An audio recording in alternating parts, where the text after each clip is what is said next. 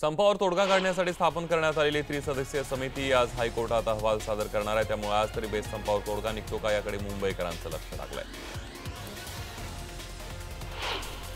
Best कर्मचाऱ्यांच्या संपासाठी टीकेचे धनी ठरलेल्या उद्धव ठाकरेंनी अखेर मौन सोडलंय। बेस्ट कर्मचाऱ्यांच्या मागण्या आवाजवी असल्याचा सूर शिवसेना पक्षप्रमुखांनी आवळलाय। मात्र एकाही बेस्ट कर्मचाऱ्याची नोकरी जाऊ देणार नसल्याचं त्यांनी शब्द दिलाय। बेस्टच्या अर्थसंकल्पाचं मुंबई महापालिकेच्या अर्थसंकल्पात विलीनीकरण करण्याचं दिलेलं आश्वासन पूर्ण करणार असल्याचं उद्धव ठाकरेंनी जाहीर केलं। दरम्यान ज्यांचा बेस्ट संपाशी संबंध नाही त्यांनी यात पडू नये अशा शब्दात त्यांनी विरोधकांना टीका केली आहे। आमच्या कोणत्याही मागण्या आवाजवी नाहीत, आम्हाला किमान जगण्यासाठीच्या मागण्या मागतोय असं प्रत्युत्तर बेस्ट कर्मचारी संघटनेचे अध्यक्ष शशांक राव यांनी उद्धव ठाकरेंना दिलंय। बेस्ट संपावरून मनसेनं आक्रमक पवित्रा घेतलाय। नाक दाबल्याशिवाय सरकारचं तोंड उघडणार नाही, त्यामुळे सरकारला धडा शिकवण्यासाठी मनसैनिकांनी तयार राहण्याचं आवाहन संदीप देशपांडेंनी केलंय। बेस्टच्या संपाला शिवसेना आणि भाजप जबाबदार आहेत, हे फक्त सिनेमा प्रदर्शित करतायत, यापेक्षा दुसरं काही नाही महत्त्वाचं वाटत नसल्याची टीका अशोक चव्हाण यांनी केली आहे। काही रिक्षाचालक बेस्टच्या संपाचा गैरफायदा घेतानाही दिसून आले। कुर्ल्यामध्ये लायसन्स नसतानाही काही रिक्षाचालक रिक्षा चालवताना आढळून आले। वाहतूक पोलिसांनी त्यांची तपासणी केली असता त्यांच्याकडे लायसन्स आणि गाडीची काहीच कागदपत्र मिळाली नाहीत। वरळीमध्ये शिवसेनेतर्फे स्थानिक लोकाधिकार समिती अधिवेशनाचं आयोजन करण्यात आलं होतं। यावेळी शिवसेना पक्षप्रमुख उद्धव ठाकरे, युवासेना प्रमुख आदित्य ठाकरे आणि शिवसेना नेते, पदाधिकारी, कार्यकर्ते उपस्थित होते। मुंबईतील मेळाव्यात बोलताना उद्धव ठाकरेंनी अमित शहांवर पलटवार केलाय। शिवसेनेला पटकवणारा अजून जन्माला आलेला नाहीये। शिवसैनिकांच्या मनगटात खूप ताकद आहे, त्यामुळे आम्हाला कोणी लेचेपेचे समजू नये असा इशारा त्यांनी दिला। काही लोकांना काम न करता स्वतःची टिमकी वाजवण्याची सवय असते, अशा शब्दात उद्धव ठाकरेंनी भाजपवर घणाघात केलाय। त्यामुळे आता 2019 आणि त्यापुढील सर्व वर्षे ही शिवसेनेचीच असणारचं उद्धव ठाकरे म्हणाले। राम मंदिरावरून उद्धव ठाकरेंनी भाजपवर टीकास्त्र सोडलेलं आहे। राम मंदिराचा मुद्दा हा इतरांचं पितळ उघडं करण्यासाठीच घेतला असल्याचं ते स्थानिक लोकाधिकार समिती अधिवेशनात म्हणाले। युती झाली तर कुणाच्या जागा वाढतील, मतदानाची टक्केवारी वाढेल यात मला रस नाही, तर देश किती पुढे जाईल यात रस आहे असं या अधिवेशनात बोलताना उद्धव ठाकरे म्हणाले। निवडणुका डोळ्यांसमोर ठेवून केंद्र सरकारनं सवर्णांना आरक्षण दिले, हे आरक्षण कोर्टात टिकणार नाही असं वक्तव्य राष्ट्रवादीचे अध्यक्ष शरद पवारांनी केले। राज ठाकरेंना आघाडीत घेण्याबाबत कोणतीही चर्चा झाली नसल्याचं पवारांनी स्पष्ट केलंय। मध्यंतरी राज ठाकरेंनी शरद पवार यांच्या मुंबईतल्या घरी जाऊन त्यांची भेट घेतली होती। कोल्हापूर आणि साताऱ्यामधल्या उमेदवारीचा निर्णय झाल्याचं शरद पवारांनी जाहीर केल्यामुळे खासदार उदयनराजेंची उमेदवारी कायम राहणार असल्याची राजकीय वर्तुळात चर्चा आहे। मुंबई शहर आणि उपनगर लोकसभा मतदारसंघाचा काँग्रेसकडून आढावा घेतला जाणार आहे। मुंबई काँग्रेस अध्यक्ष संजय निरुपम यांच्यासह मुंबईतील अनेक नेते यावेळी उपस्थित होते। मुंबई काँग्रेस अध्यक्ष संजय निरुपम आणि कृपाशंकर सिंह हे गुरुदास कामत यांच्या लोकसभा मतदारसंघातून निवडणूक लढवण्यास इच्छुक आहेत।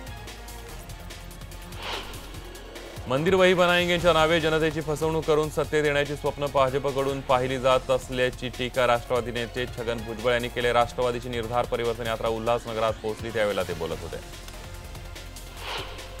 भिवंडीतल्या फेणे गावात एका बैलानं तरुणावर हल्ला केलेला आहे। या बैलानं तरुणाला शिंगावर उचलून फरफडत नेत खाली फेकले। या दरम्यान नातेवाईकांनी तातडीनं धाव घेत त्या तरुणाची सुटका केली। बैलाच्या हल्ल्यात हा तरुण गंभीर जखमी झालाय।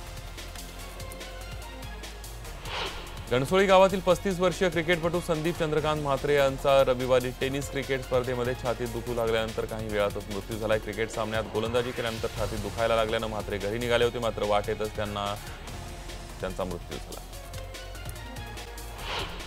ड्रग्सचा व्यापार करणारी एक टोळी अंमली पदार्थ विरोधी पथकानं उद्ध्वस्त केली आहे। दोघा आरोपींना पोलिसांनी ताब्यात घेऊन त्यांच्याकडून 6 कोटींच्या किमतीचं कोकेन जप्त करण्यात आलंय। मेगा ब्लॉक आणि बेस्ट संप यामुळे मध्य रेल्वेच्या दादर स्थानकात प्रवाशांची तुफान गर्दी होती। सर्वच प्लॅटफॉर्मवर प्रचंड गर्दी झाल्यानं प्रवाशांना लोकलमध्ये शिरण्यासाठी प्रयत्नांची शिकस्त करावी लागत होती। मुंबईतल्या उड्डाणपुलाखाली पार्क केलेल्या वाहनांवर कारवाईला सुरुवात होणार असल्याची माहिती वाहतूक पोलिसांनी दिली आहे। उड्डाणपुलाखाली पार्किंग आणि भंगारमधील गाड्या उभ्या करणाऱ्यांना वाहतूक विभागानं नोटीस बजावली आहे। प्रवाशांच्या सुरक्षेसाठी मुंबई उपनगरीय रेल्वे सेवेत असलेल्या लोकल ट्रेनच्या दारावर निळ्या रंगाची पट्टी लावण्यात येणार आहे। ट्रेन सुरू असताना निळा लाईट चालू बंद होत राहील, जेणेकरून ट्रेनमध्ये चढणारे आणि उतरणारे प्रवासी सतर्क होतील। प्रदूषित शहरामध्ये नवी मुंबईत राज्यात दुसरा क्रमांक पटकावलेला आहे. आंतरराष्ट्रीय विमानतळ, मेट्रो, JNPT बंदराचा विस्तार आदींमुळे शहरात वाहनांच्या संख्येत वाढ झाल्यानं प्रदूषण वाढलंय. दिवा आणि मुंब्रा परिसरामध्ये खाडी किनाऱ्यावर मोठ्या प्रमाणावर रेती उत्खनन सुरू आहे. यामुळे खाडी किनाऱ्याच्या पर्यावरणाचा ऱ्हास होत असून सरकारी महसुलाची लूट सुरू आहे. भिवंडी शहरातील आमपाडा इथं ममता रुग्णालयासमोरच रोडवर टँकरमधून ऑइल पडल्यानं दुचाकी स्लिप होऊन अपघात होणाऱ्यांच्या संख्येमध्ये वाढ झाल्याचं समोर आलं. या प्रकरणाची माहिती नागरिकांनी अग्निशमन दलाला दिल्यानंतर अग्निशमन दलाच्या जवानांनी रोडवर माती टाकून रस्ता सुरळीत केला. पाणी पुरवठ्याच्या बिलापोटी KDMC आणि 27 गावांमध्ये MIDCची तब्बल 307 कोटी रुपयांची थकबाकी असल्याचं माहितीच्या अधिकारात उघड झालं. MIDC परिक्षेत्रातील सुमारे 100 कंपन्यांनीही मोठ्या प्रमाणावर पाणी बिल थकवलं असून ती थकबाकी कोट्यवधींच्या घरात आहे. बदलापूर शहरात 10 रुपयात पोटभर जेवण मिळण्याचं एकमेव ठिकाण असलेल्या ताईज किचनच्या जेवणाची चव राष्ट्रवादीचे नेते अजित पवार यांनी चाखली आहे. परिवर्तन यात्रेसाठी अजित पवार बदलापूर, मुरबाड आणि उल्हासनगरमध्ये आले होते. मकर संक्रांतीच्या सणाच्या तयारीसाठी मुंबईतले मार्केट फुलून गेले. सुगडी, साखरेचा हलवा, तिळगुळाचे लाडू, काळ्या रंगाचे कपडे, वाण देण्यासाठी लागणाऱ्या साहित्याच्या किमतींमध्ये यावर्षी 8 ते 10% वाढ झाल्याचं पाहायला मिळतं. मराठी आणि गुजराती ख्रिश्चनांचं श्रद्धास्थान असलेल्या ग्रँट रोड इथल्या इमॅन्युअल चर्चला यंदा 150 वर्ष पूर्ण झाली आहेत. काल मोठ्या उत्साहामध्ये या चर्चचा वर्धापन दिन पार पडला. ठाण्यामध्ये सध्या उपवन संस्कृती आर्ट फेस्टिवलचं आयोजन करण्यात आलं. या महोत्सवाला युवासेना प्रमुख आदित्य ठाकरे यांनी हजेरी लावली. यावेळी त्यांनी विविध कलाकारांच्या स्टॉल्सना भेटी दिल्या. रायगडमधील पेणमध्ये भरधाव रेल्वेनं 3 कामगारांना चिरडलं. या अपघातामध्ये 3ही कामगारांचा मृत्यू झालाय. जिते रेल्वे स्थानकाजवळ ही घटना घडली आहे. पुणे आणि परिसरातील नागरिकांसाठी पुढील 183 दिवसांच्या पिण्याच्या पाण्याचं नियोजन करण्यात आलेलं आहे. मात्र धरण प्रकल्पात 156 दिवस पुरेल एवढाच पाणीसाठा शिल्लक राहिलाय. त्यामुळे पुणेकरांच्या 27 दिवसांच्या पाण्याचं करायचं काय असा प्रश्न उपस्थित होतो. पुणे महापालिका प्रशासनाने कचरा सेवा शुल्कामध्ये वाढ करण्याचा निर्णय घेतलाय. तसंच समान पाणी पुरवठा योजनेअंतर्गत पाणीपट्टीत 15% वाढ करण्याचंही प्रस्तावित आहे. वर्चस्वाच्या वादातून पुण्यातील दांडेकर पुलानजीक जनता वसाहतीमध्ये 2 गटात राडा झाला. यावेळी तडीपार गुंडाच्या टोळीनं निलेश वाडकर या सराईत गुंडावर धारदार शस्त्रानं वार करून त्याचा खून केलाय. तर इतर 2 जण गंभीर जखमी आहेत. पिंपरीतील एका अनोळखी व्यक्तीचा DP बॉक्समध्ये जळून मृत्यू झालाय. या मृत्यूचं कारण अद्याप कळू शकलेलं नाही. पोलिसांकडून या घटनेचा तपास सुरू आहे. पुणे विमानतळानं प्रवासी वाढीत प्रमुख विमानतळांमध्ये 5वं स्थान मिळवलं. एप्रिल ते नोव्हेंबर या कालावधीतील प्रवाशांची वाढ मागील वर्षीच्या तुलनेमध्ये 14.6% एवढी वाढली आहे. पुणे विमानतळावरून दररोज जवळपास 200 विमानांची ये-जा होते. सावित्रीबाई फुले पुणे विद्यापीठातील विद्यार्थ्यांच्या सोयीसाठी फूड मॉल उभारण्याचा निर्णय विद्यापीठानं घेतलाय. विधी विभागाच्या इमारतीसमोरच्या मोकळ्या जागेत विविध प्रकारचे खाद्यपदार्थ उपलब्ध होणाऱ्या फूड मॉलची निर्मिती केली जाणार आहे. मुलुंडमध्ये महिलांसाठी मुलुंड क्वीन स्पर्धेचं आयोजन करण्यात आलं होतं. यामध्ये वेगवेगळ्या वयोगटातील 400हून अधिक महिलांनी सहभाग घेतला होता. मुलुंडच्या कालिदास नाट्यगृहामध्ये या सोहळ्याचं आयोजन करण्यात आलं होतं. पेट्रोल आणि डिझेलच्या दरामध्ये वाढ झाली. आज पेट्रोल 38 तर डिझेल 52 पैशांनी महागले. मुंबईत आज पेट्रोलचा दर 75 रुपये 77 पैसे तर डिझेलचा दर आहे 67 रुपये 18 पैसे. इंजिनिअरिंग किंवा मेडिकल कॉलेजमधील प्रवेश प्रक्रिया सर्व प्रणाली ऑनलाईन करण्यात येणार आहे. कागदपत्र छाननीपासून शुल्क भरण्याची सर्व प्रक्रिया सुलभ होणार आहे. यासाठी जिल्हा स्तरावर सेतू केंद्र उभारण्याचा विचार अंतिम टप्प्यात आहे. खासगी वीज निर्मिती कंपन्यांना सरकारी वीज वाहिन्यांमधून वीज पुरवठा करण्यास मुभा दिली जाणार आहे. या स्पर्धेमधून स्वस्त दरात वीज मिळावी या उद्देशानं केंद्र सरकार याबाबत कायदा करण्यात येणार आहे. भिवंडी परिसरामध्ये धूम स्टाईलनं महिलेचे दागिने चोरताना दुचाकीवरून आलेल्या एका चोरट्याचा अपघात होऊन जागीच मृत्यू झालाय. माणकोली नाका येथून महिलेच्या गळ्यातील दागिने आणि मोबाईल चोरण्याच्या नादामध्ये दोघे चोर दुचाकीवरून पोबारा करत होते. त्याचवेळी समोरून येणाऱ्या दुचाकीला जोरदार धडक दिल्याने एका चोरट्याचा जागीच मृत्यू झाला. भिवंडी महापालिकेने मोठा गाजावाजा करत स्वच्छता अभियान राबवलं. पण सर्वेक्षणासाठी दिल्लीचं पथक आलं होतं. पथकानं पाहणी केली पण पाहणीनंतर महापालिकेकडून कुंडीत लावलेली झाडंही कोमेजून गेली आहेत. भारिप नेते प्रकाश आंबेडकरांनी नाशिकच्या सभेमध्ये भाजप शिवसेनेच्या युतीवर पुन्हा एकदा हल्ला चढवला. यावेळी MIMला सोबत न घेण्याची भाषा करणाऱ्या काँग्रेसचाही त्यांनी समाचार घेतला. 5वी आणि 8वीत नापास होणाऱ्या विद्यार्थ्यांना पुन्हा परीक्षा देऊन पास होण्याची संधी मिळणार आहे। केंद्र सरकारनं राईट टू एज्युकेशन कायद्यामध्ये बदल केला असल्याची सूत्रांची माहिती असून 2 महिन्यात पुन्हा परीक्षा देण्यात येणार आहे। खुल्या वर्गातील आर्थिकदृष्ट्या मागासलेल्या लोकांना सरकारी नोकरी आणि उच्च शिक्षणामध्ये 10% आरक्षण देण्याची आजपासून अंमलबजावणी करणार असल्याचं गुजरात सरकारनं जाहीर केले। 10% आरक्षण देण्याबाबतच्या घटना दुरुस्तीला राष्ट्रपती रामनाथ कोविंद यांनी शनिवारी मंजुरी दिली आहे।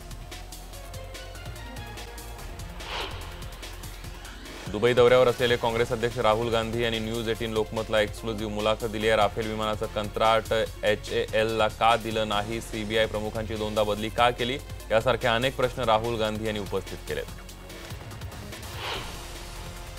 काँग्रेस उत्तर प्रदेशातल्या लोकसभेच्या सर्व जागा लढवणार असल्याचं राहुल गांधींनी स्पष्ट केलं। यावेळी त्यांनी बसपा आणि सपाच्या आघाडीवर देखील भाष्य केलंय। अखिलेश आणि मायावतींना काँग्रेसचं महत्त्व कळालं नसल्याचंही वक्तव्य राहुल गांधींनी केलं। जम्मू काश्मीरमधील कुलगाममध्ये सुरक्षा दलाबरोबर झालेल्या चकमकीत कुख्यात दहशतवादी झीनत उल इस्लामसह 2 दहशतवाद्यांचा खात्मा झालाय। दक्षिण काश्मीरमधील कुलगाम जिल्ह्यातील कटपोरा परिसरात सुरक्षा दलानं या दहशतवाद्यांना ठार केलंय। राजस्थानच्या जैसलमेरमध्ये एका जवानाला अटक करण्यात आली। हनी ट्रॅपमध्ये अडकून अतिशय संवेदनशील गुप्त माहिती पाकिस्तानला दिल्याचा त्याच्यावर आरोप आहे। पश्चिम बंगालमध्ये फटाके फोडताना घडलेल्या दुर्घटनेमध्ये 12 जण गंभीर जखमी झालेत। परगणा जिल्ह्यातल्या नरेंद्रपूर हा अपघात झालेला आहे। एका स्थानिक क्लबच्या वार्षिक संमेलनादरम्यान फटाके फोडताना हा अपघात झालाय। तिरुपती बालाजीचं दर्शन सोयीचं व्हावं यासाठी तिरुपती रेल्वे स्टेशन पंचतारांकित करण्यात येतंय। याची सुरुवात अतिथी विश्रामगृहापासून करण्यात आली असून त्याचं उद्घाटन केंद्रीय रेल्वे मंत्री पियुष गोयल यांच्या हस्ते करण्यात येणार आहे। गुरु गोविंद सिंग यांच्या जयंतीनिमित्तानं पंजाबमधील सुवर्ण मंदिरामध्ये फटाक्यांची आतषबाजी करण्यात आली। डोळ्यांचं पारणं फेडणारा हा सोहळा भाविकांनी मोठी गर्दी केली होती। हिमाचल प्रदेशमध्ये लोहरी सण मोठ्या उत्साहामध्ये साजरा करण्यात येतोय। यावेळी हिमाचलचे मुख्यमंत्री जयराम ठाकूर यांनी देखील पारंपरिक नृत्यावर ठेका धरला। गोव्याचे माजी रणजीपटू राजेश गोडगे यांचं आकस्मिक निधन झालंय। ते 44 वर्षांचे होते। मैदानावर खेळत असताना त्यांना हृदयविकाराचा तीव्र झटका आला आणि त्यातच त्यांचा मृत्यू झाला। महिलांविषयी आक्षेपार्ह विधान करणाऱ्या हार्दिक आणि राहुलला भारतीय संघातून वगळण्यात आले। ऑस्ट्रेलिया दौऱ्यासाठी शुभमन गिल आणि विजय शंकरचा संघात समावेश करण्यात आला। पुण्यात खेलो इंडिया यूथ गेम्स 2019 या स्पर्धेत 10 वर्षीय अभिनव शामनेनं सुवर्णपदक पटकावलं। 10 मीटर एअर रायफलमध्ये मिश्र दुहेरी त्यानं ही कामगिरी केली आहे। चीनमध्ये आयफोनची किंमत घसरली आहे। चीनमध्ये आयफोनची किंमत कमी विक्री होत असल्यानं घसरली असल्याचं सांगितलं जात आहे।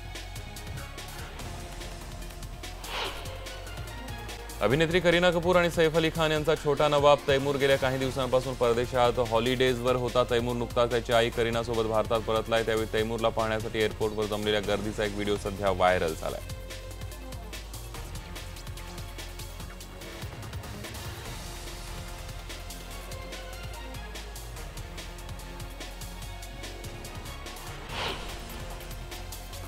झुंड चित्रपटाचं शूटिंग पूर्ण झाल्याची पोस्ट बिग बी अमिताभ बच्चन यांनी सोशल मीडियावर टाकली आहे। नागपूरचा निरोप घेत असताना भावूक झाल्याचं अमिताभ यांनी म्हटलंय।